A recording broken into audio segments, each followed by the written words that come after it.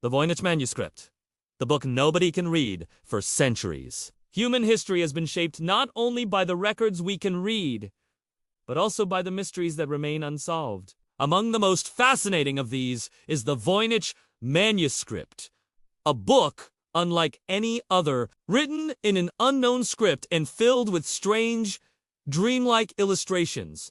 The manuscript has defied every attempt at translation. It has puzzled cryptographers, linguists, historians, and computer scientists alike. Despite endless study, no one has been able to unlock its secrets. The Voynich Manuscript is not only a book. It is a riddle written on parchment, a puzzle that continues to challenge the limits of human knowledge. The story of the Voynich Manuscript begins in 1912, when it was purchased by Wilfred Voynich, a Polish book dealer. He acquired it from a Jesuit college in Italy, where it had been stored away with other old volumes. At first glance, it looked like a medieval herbal, the kind of book used by physicians and scholars to record knowledge about plants, medicine, and the natural world. But as Voynich examined it more closely, he realized he had stumbled upon something extraordinary. The text was written in a script that no one could identify. The illustrations depicted plants that did not exist, astronomical diagrams that made no sense, and scenes filled with nude female figures bathing in mysterious green pools connected by tubes. Voynich believed he had found the most important discovery of his life. The manuscript itself consists of about 240 pages, though some are missing. It is made of vellum, a kind of parchment prepared from animal skin. Later, scientific tests dated the vellum to the early 10th century, between 1404 and 1438. This confirmed that the manuscript was genuinely medieval, not a modern forgery. The writing is done with ink consistent with the period, and the illustrations are painted in vibrant greens, blues, and reds. The book is divided into sections, each filled with different types of drawings. Some sections focus on plants, others on astronomy, others on biology or medicine, and still others on what appear to be recipes. Yet all are united by the same indecipherable script. The script itself is one of the greatest mysteries, known today simply as Voynichese. It does not match any known alphabet or language. It contains around 20 to 25 distinct characters written in flowing, elegant strokes. At first glance, it resembles a natural language. Words repeat, some occur frequently, and others appear only rarely. There are even patterns that look like grammar, such as word endings and beginnings that follow predictable rules. But despite these features, no one has ever been able to connect it to any known tongue. Cryptographers from World War I and World War II examined it, including some of the best codebreakers of their time. They cracked military ciphers and enemy communications, but the Voynich Manuscript remained beyond their reach. In the 20th century, many believed it was simply an elaborate hoax. Perhaps some clever medieval scribe invented the entire thing to sell to a wealthy patron.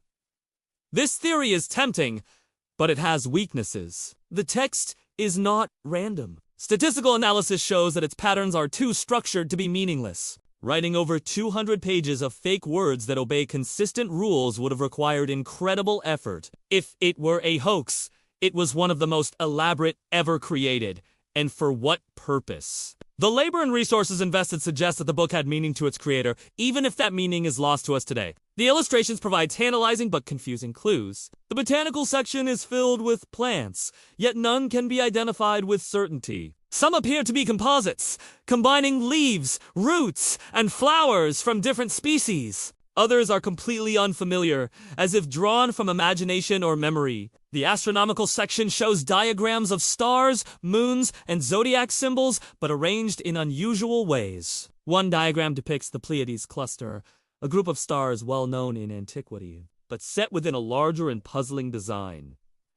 The biological section is perhaps the strangest. Pages are filled with small, nude women, immersed in baths or flowing through systems of pipes. These scenes seem to represent water, fertility, or the body, but their exact meaning escapes us. The final section, sometimes called the recipes section, is filled with lines of text broken up by small star-like symbols, suggesting lists or instructions. Over the years, Countless theories have been proposed. Some claim the manuscript is a lost language, perhaps a dialect of a European tongue that has since vanished. Others think it might be a cipher, a code designed to hide information from outsiders. If it is a code, it is one that no one has yet cracked, even with modern computers. Another idea is that the manuscript represents glossolalia, or speaking in tongues, where the writer produced words without conscious meaning, perhaps in a translic state. This could explain the structure of the text without requiring it to have a real linguistic basis.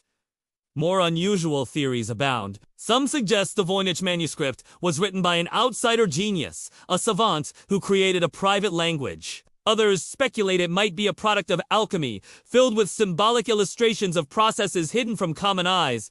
A few have even suggested extraterrestrial origins, pointing to the strange plants and symbols as evidence of knowledge not of this world. While these ideas stretch the imagination, they reveal how little we truly know. The manuscript's journey through history adds further layers to the mystery. After its creation in the 5th-10th century, its trail is unclear. It seems to have been in the hands of Emperor Rudolf II of the Holy Roman Empire during the late 16th century. Rudolf was known for his fascination with the occult and reportedly paid a large sum of gold for the book, believing it held magical or alchemical secrets. Later, it passed through the hands of scholars and collectors, including Jesuit priests in Italy. By the time Wilfrid Voynich acquired it in 1912, it had already gained a reputation as a puzzle beyond solving. Modern technology has deepened the intrigue. Multispectral imaging has revealed faded details, but no hidden text has been uncovered. Statistical studies show that the structure of Voyniches is similar to natural languages, but unlike any known one. Artificial intelligence has been applied, with some systems suggesting vague links to languages like Hebrew or Nahuatl, but none of these results are convincing. Linguists remain divided. Some insist it must be a real language, while others believe it is an artificial system with no true meaning. Despite this uncertainty, the manuscript continues to inspire. It has been the subject of books, documentaries, and even novels. It attracts professional cryptographers and amateur sleuths alike, each hoping to be the one to crack the code. Its pages are freely available online, inviting anyone with patience and curiosity to try their hand. For many, the manuscript's greatest appeal is not in solving it, but in contemplating it. It is a reminder that even in an age of vast knowledge and technology, mysteries remain.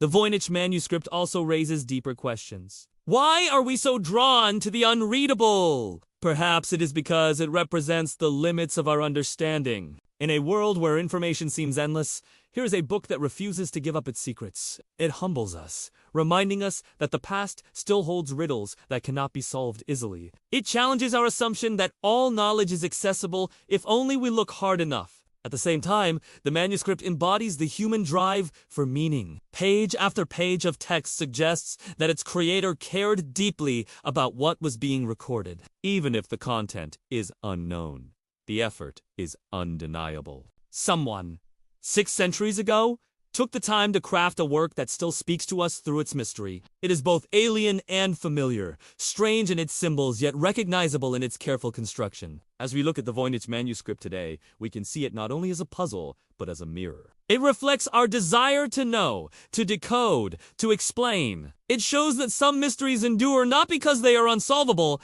but because they invite us to keep asking questions. Whether it is a lost language, a code, a hoax, or something beyond our imagination, the Voynich Manuscript will continue to fascinate. What do you think the Voynich Manuscript is? Let me know and write it in the comments. A like, a subscription, and a thumbs up would also be nice. Thank you very much!